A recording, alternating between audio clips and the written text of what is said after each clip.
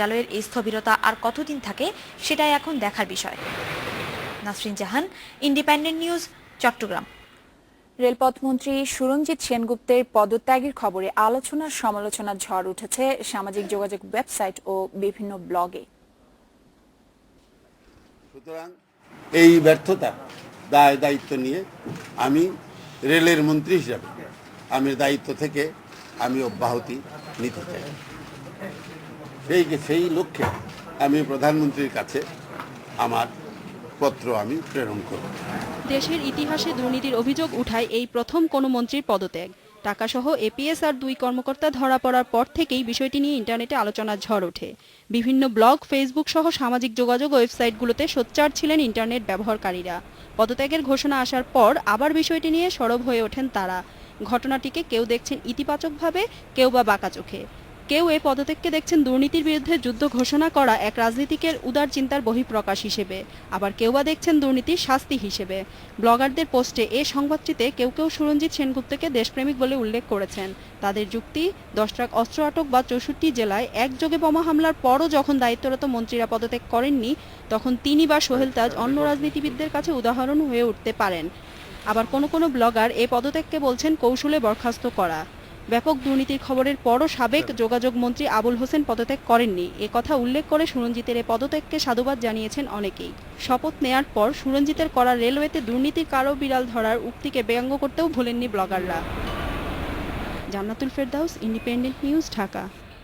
ঢাকাসহ রেলপথ মন্ত্রীর এপিএস এর ধরা পড়ার ঘটনা অনুসন্ধান শুরু করেছে দুর্নীতি দমন কমিশন। এর জন্য দরকার হলে সুরঞ্জিত সেনগুপ্তকেও জিজ্ঞাসাবাদ করা হবে বলে জানিয়েছেন দুদক চেয়ারম্যান গোলাম রহমান।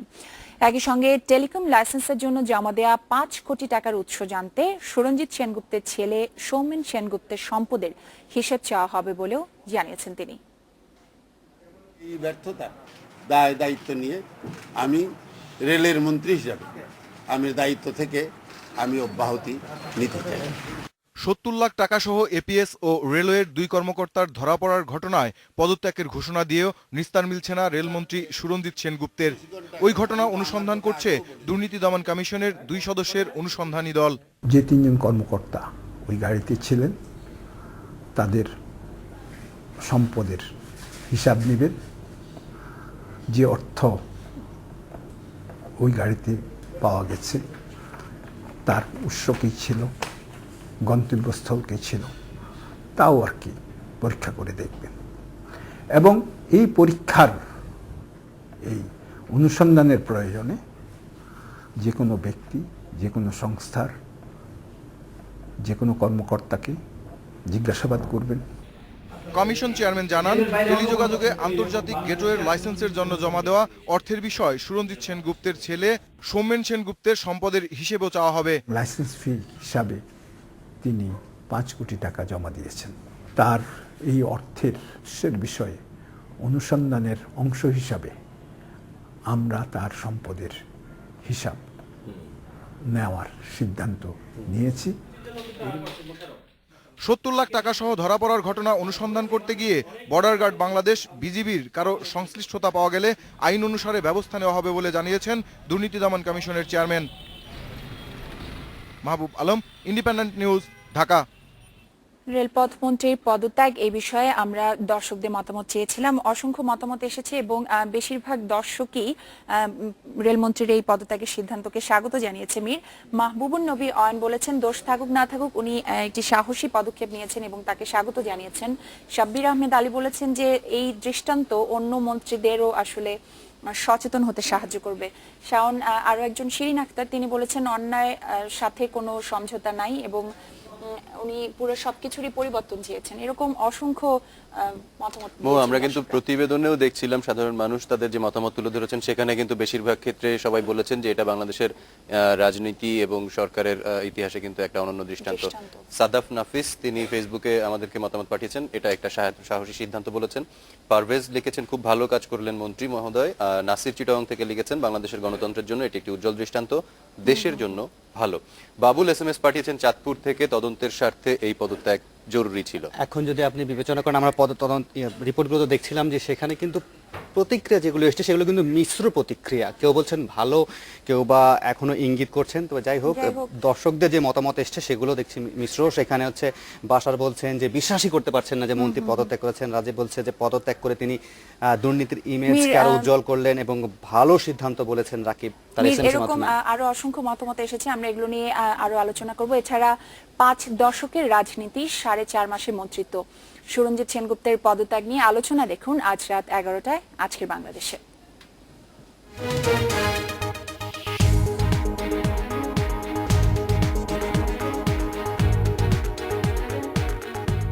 এবার অন্যান্য প্রসঙ্গ।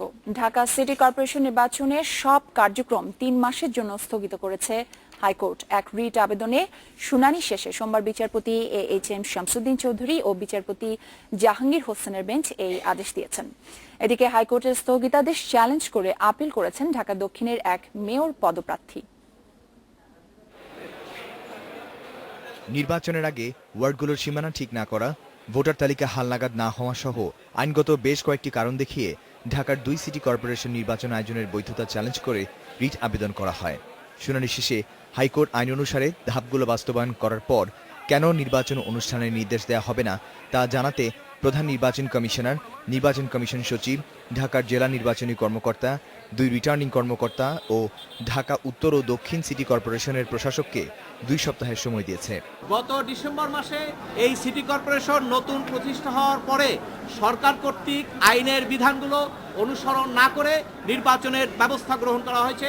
এই কারণে আমরা আইনের শাসন প্রতিষ্ঠার জন্য আইন অনুযায়ী সকল পদক্ষেপ গ্রহণের জন্য আদালতে আমরা জনস্বার্থে মামলাটা দায়ের করেছিলাম।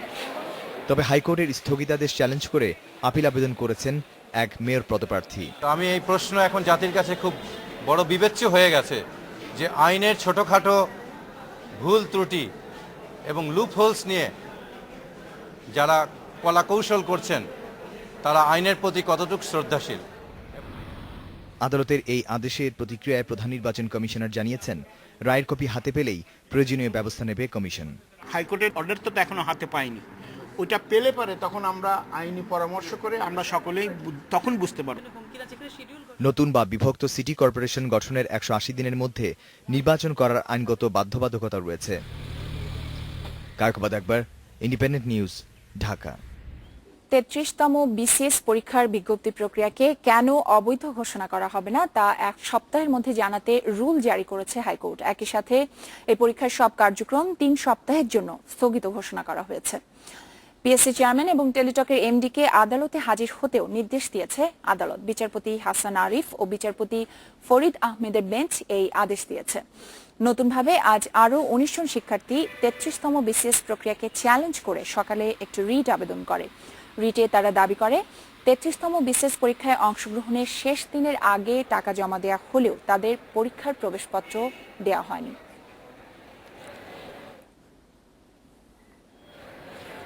চৈত্রের প্রচন্ড খরার মধ্যে এক পশলা বৃষ্টি হাসি ফুটিয়েছে সুনামগঞ্জ ও বগুড়া চাষিদের মুখে। গত কয়েকদিনের টানা বৃষ্টির পর এবার বোরোর ফলন নিয়ে আশাবাদী কৃষি বিভাগও।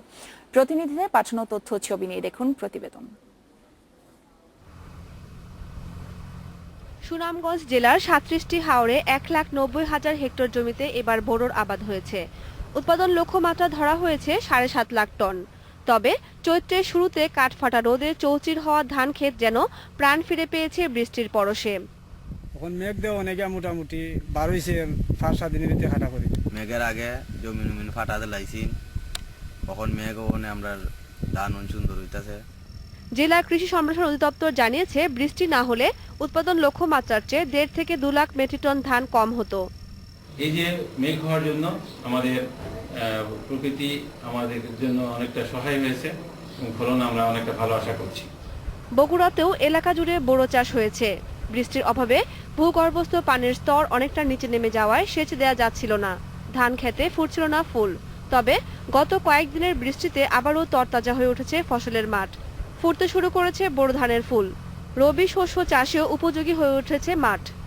বৃষ্টি উপকার হচ্ছে, আমাদের ধানের উপকার হচ্ছে, ধান ফুলে গেছে। একটু পানি হলে ভিড় কম হয়, তাহলে নাগা যাচ্ছে, বাগুন নাগা যাচ্ছে। কৃষি কর্মকর্তারা জানালেন, এই বৃষ্টিতে বোরো ধানের চিটার পরিমাণও কমে আসবে। একটু বৃষ্টি হলে তারা বেশি উপকৃত হবে এবং বাকি যে ধানগুলো আছে এই ধানগুলো ফুলে বের হয়ে গেছে। এখন তাপ হলে বৃষ্টি হলে আবার দানাও ভালো হবে। গত কয়েকদিনের টানা বৃষ্টিতে স্বস্তির নিঃশ্বাস ফেলেছেন সুনামগঞ্জ এবং বগুড়ার চাষিরা। দুশ্চিন্তা মুক্ত হয়েছেন কৃষি কর্মকর্তারাও। কামরুন মুক্তা, ইন্ডিপেন্ডেন্ট নিউজ। চৈত্র বৈশাখে বৃষ্টি কৃষকের কাছে সবচেয়ে বেশি প্রত্যাশিত, তবে সাথে থাকে শঙ্কাও। প্রত্যাশিত বৃষ্টি কোথাও আসে আশীর্বাদ হয়ে, কোথাও বা নষ্ট করে কৃষকের ফসল।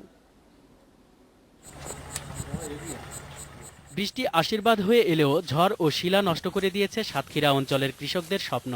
জেলার দেবহাটা ও সদর উপজেলায় সব থেকে বেশি ক্ষতি হয়েছে। এসব জায়গায় বেশিরভাগ ধান চিটা হয়ে গেছে। এসবগুলো ঝরে গেছে, ব্যাপক ক্ষতি।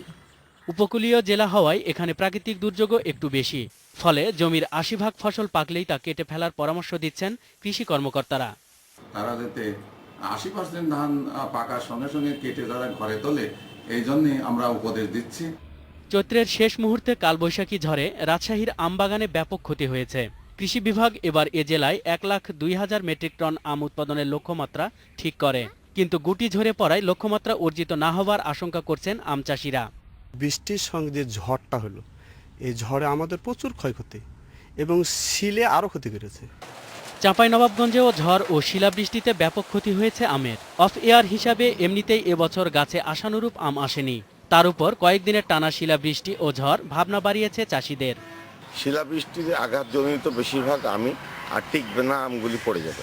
পাথরের কারণে ক্ষতি তো অনেক, ক্ষতির কারণে আম ব্যবসায়ীরা লোকসানে পড়বে। স্থানীয় কৃষি বিভাগের হিসেবে ১৩,৪৫০ হেক্টর আম বাগান আক্রান্ত হয়েছে কয়েকদিনের এই ঝড় বৃষ্টিতে।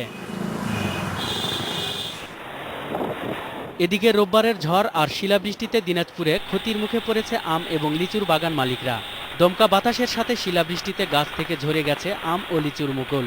তবে এখন পর্যন্ত ক্ষয়ক্ষতির কোনো তথ্য জানাতে পারেনি স্থানীয় কৃষি বিভাগ।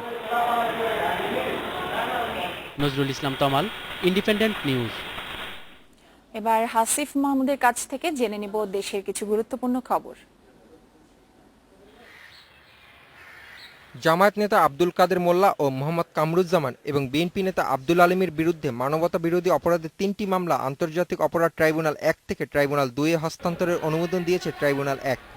সকালে শুনানি শেষ হওয়ার পর বিচারপতি নিজামুল হক এ অনুমোদন দেন।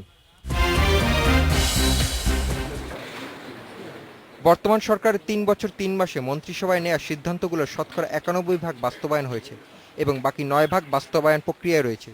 সকালে মন্ত্রিসভার বৈঠকে এ তথ্য জানানো হয়। দেশ বিদেশের ব্যবসা বাণিজ্যের খবর জানতে চলে যাচ্ছি মীর আহসানের কাছে। মীর, ব্যবসা বাণিজ্যে আজকে উল্লেখযোগ্য কি আছে? মোহ, আপনি জানেন যে শাওন, পদ্মা সেতু নিয়ে আমরা দেখেছি যে যোগাযোগ মন্ত্রী এবং অর্থমন্ত্রীর কথার মধ্যে বরাবর একটু ফাঁক থেকে যাচ্ছিল, তবে আজকে অর্থমন্ত্রী বলেছেন যে অক্টোবরেই পদ্মা সেতুর কার্যাদেশ দেয়া হবে। সেক্ষেত্রে বলা যেতে পারে যে একটা ইতিবাচক সিদ্ধান্ত। এছাড়াও দেখছি যে চাহিদা অনুযায়ী যারা তেল কিনতে পারছে না পিডিবি, সেক্ষেত্রে ৫০০ মেগাওয়াট বিদ্যুৎ কম উৎপাদন হচ্ছে। এমন বেশ কিছু ব্যবসা বাণিজ্যের খবর আছে, তবে সেগুলো জানাবো। তার আগে নেব ছোট্ট একটা বিরতি, আর বিরতির পর ফিরে এসে যা থাকছে। চাহিদা অনুযায়ী জ্বালানি তেল কেনার অর্থ নেই পিডিবির, দিনে ৫০০ মেগাওয়াট বিদ্যুৎ কম উৎপাদন হচ্ছে।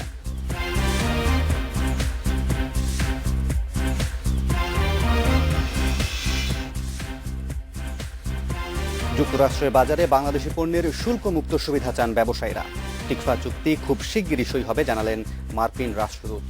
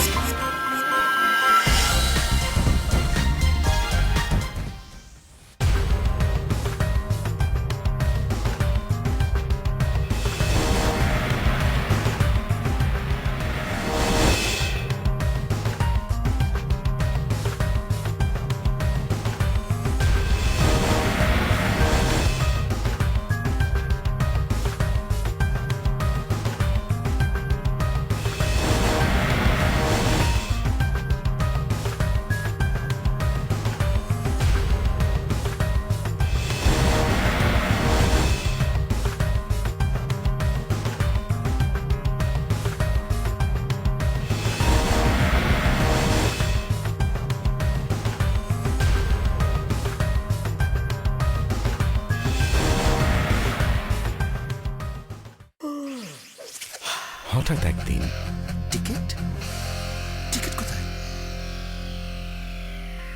Excuse me?